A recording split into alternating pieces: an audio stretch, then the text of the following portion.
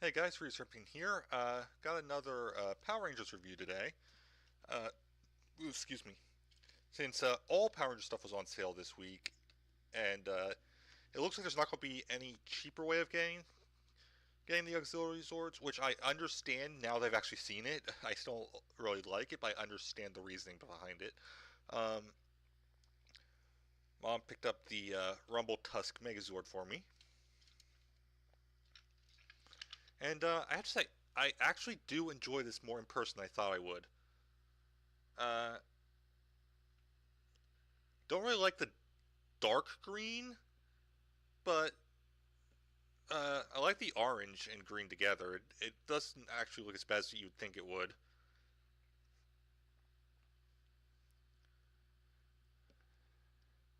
So I'm not going to go over all the repainted Zords. They're identical except for the dragon's missing its wings and tail.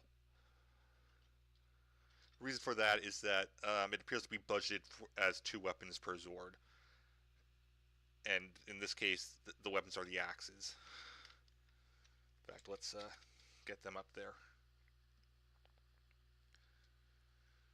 Interesting, I think some of the Zords actually look better in these colors. Specifically, the dump truck looks a lot better.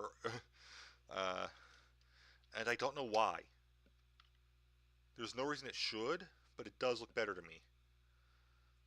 Um, of course, it is Zord Builder, so you can mix and match all you want with the normal Ninja Steel Megazord. So, yeah, this is basically the only way to get Rumble Tusk and get the axes and get the head, as far as I'm aware. I think the armor morphing one will fit in there, but I'm not sure. Uh,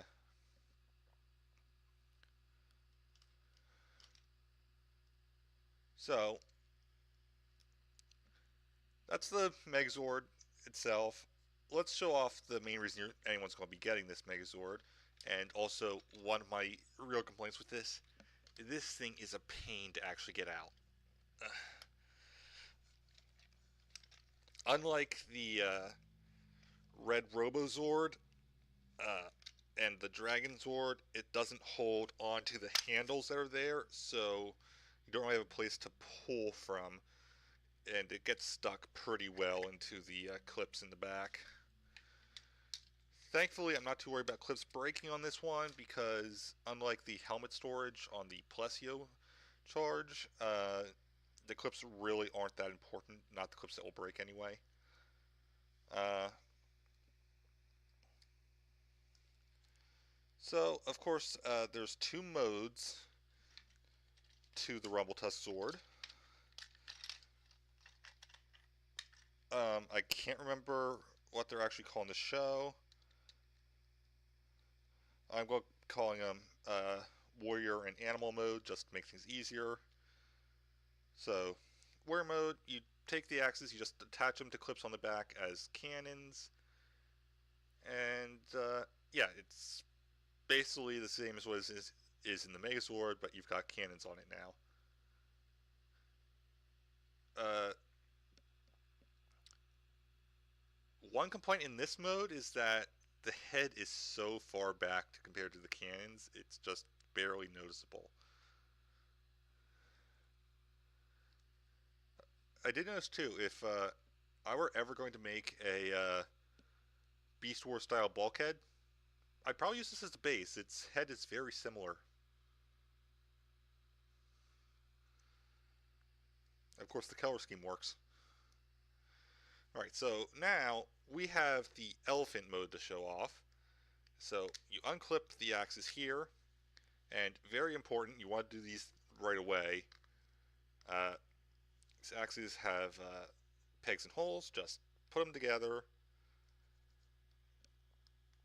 Uh, it is important that you do this first. You can technically do it last, but it's a bit of a pain. You then take the elephant head off the front,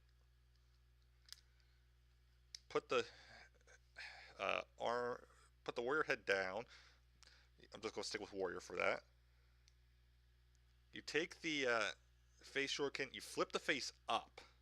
This part took me a bit to figure out because I did not look at the instructions because I'm an idiot. And there's a little hole on the shuriken. It's actually on the one for the normal Ninja Steel as well. And you just pop it onto where the chest would be there. Then you take the elephant head and the clips where you attach it to the Megazord will clip into the elephant head here. And then flip up these legs so they're back into the sitting position. Then you take the cans that we put together and they attach to clips in the back and become the back legs. This is what you want to do last. Want to do the putting them together right away so it's easier to get them into those clips there. And we have the Rumble Tusk Zord. Actually looks really nice. Obviously there's missing paint detail because there's always going to be on these. I'm not going to complain. But I quite like it. The elephant mode is fun to play around with. You do technically get some limited movement here.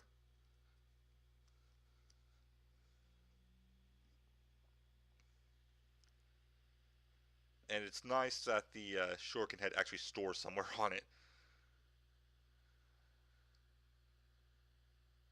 So yeah. Of course, in show, it's not going to be in the orange and green Zord, Megazord. It's going to be part of the Ninja Steel Megazord. So I have everything set up here so that's in the correct configuration. I have the red Robozord as the right arm.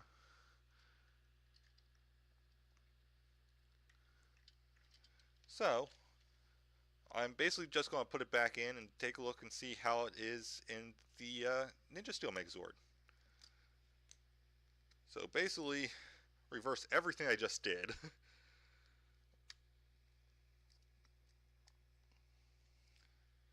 Elephant head back here.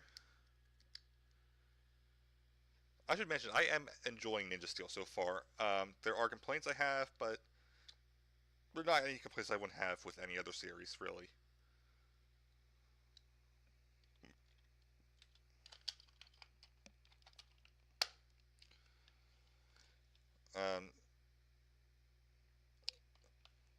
Do hope they eventually make a Cosmo Royale figure. I haven't seen if they have or not yet. I don't think there's one yet, and I would definitely like one.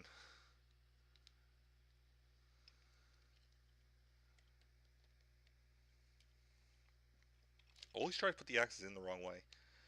I also have a habit of, I really, really want the axes to flip. They do not flip. I don't know why I keep thinking they do. It's obvious they don't, but I keep wanting them to.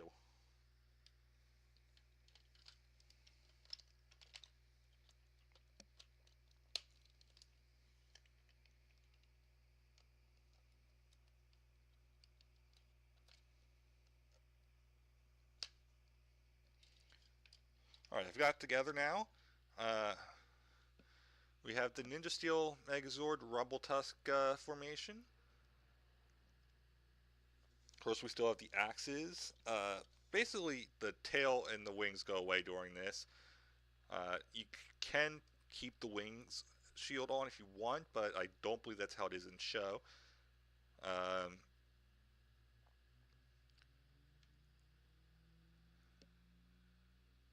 So yeah, basically sits in there the same as the Red Robozord does. I'm going to say this right now. Rumble Tusk looks better than Red Robozord does in this. Plain and simple. I'm not sure what it is. I think it's maybe the extra bulk added by the elephant ears. Something just works better with it.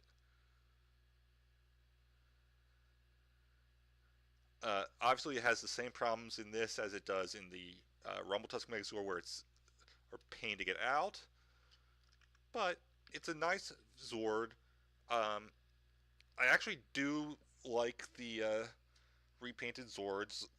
for the Rumble Tusk Megazord, which surprised me. Um, as a Megazord itself, I don't really care too much for the color scheme, but on their own, they actually look pretty good.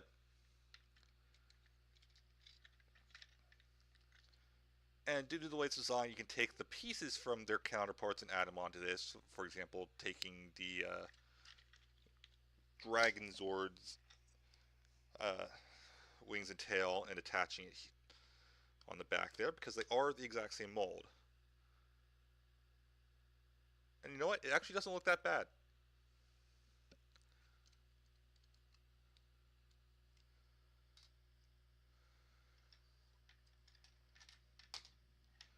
But I'm not going to go over too much with the Zords there. If people want to know more, I'll do it. But main purpose was just to do a review of the elephant, and I really like it.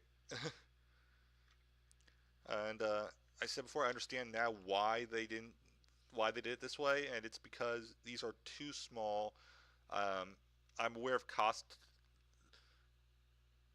that it takes to make these figures, and they're not going to sell for the 15 that they're too small to sell in the $15, $20 auxiliary Zord line that we've had for a while, and there's too much moving parts that they can be sold for any less than that. So making it part of another Megazord was probably the best idea. And I will eventually get a purple Megazord from this, so that works for me.